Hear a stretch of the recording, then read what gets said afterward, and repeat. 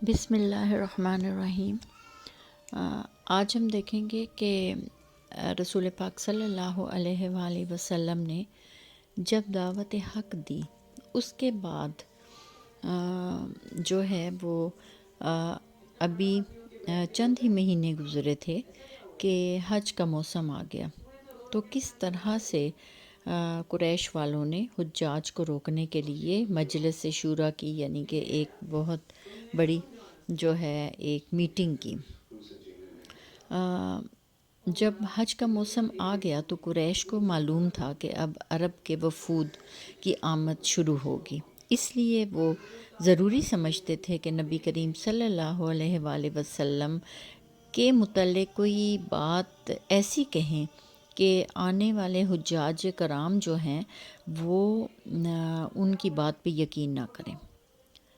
کہ کیا کیا جائے گا۔ انہوں نے آپس میں بات چیت کی اور یہ ولید بن مغیرہ کے پاس اکٹھے ہو گئے۔ ولید بن مغیرہ انتہائی چالاک اور اسلام دشمن شخص تھا۔ ولید نے کہا، اس بارے میں تم سب لوگ ایک بات یاد رکھو کہ تم سب کا جو موقف ہے وہ ایک ہے، تو تم لوگوں کی بات بھی ایک ہی ہونی چاہیے،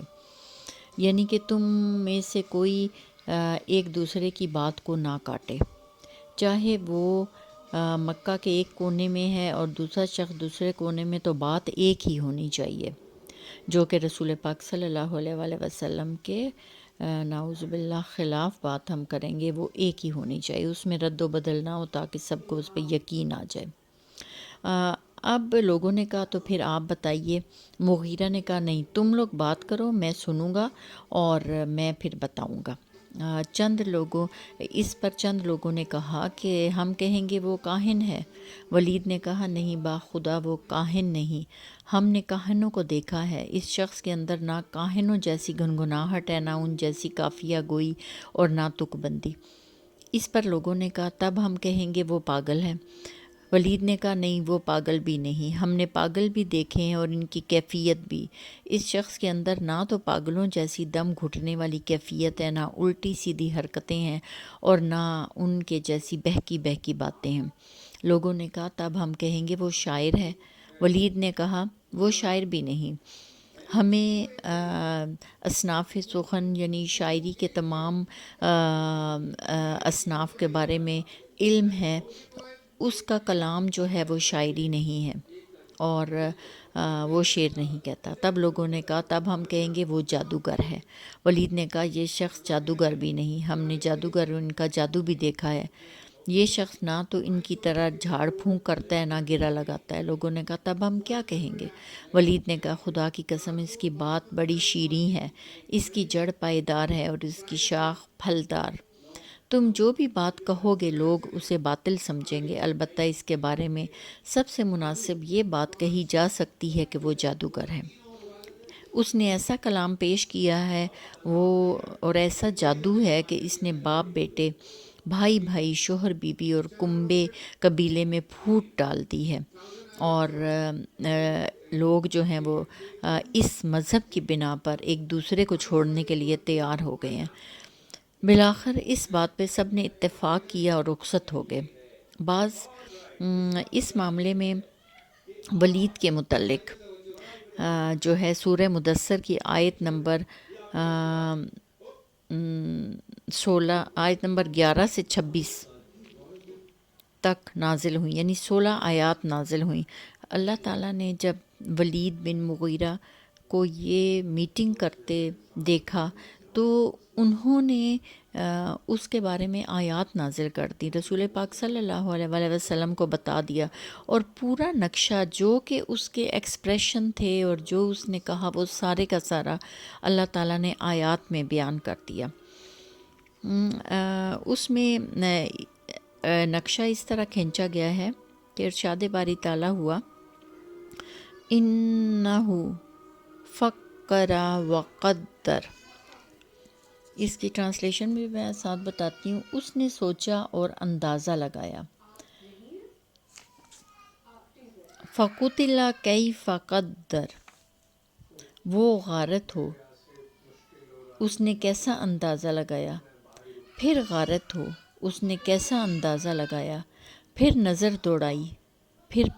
پیشانی سکیڑی اور منہ بسورا، پھر پلٹا اور تکبر کیا، آخر کار کہا کہ یہ نرالا جادو ہے جو پہلے سے نقل ہوتا آ رہا ہے، یہ محض انسان کا کلام ہے۔ بہرحال یہ قرارداد جو ہے وہ طے پا چکی تو اسے عملی جامہ پہنانے کا کام شروع ہوا۔ کچھ کفار مکہ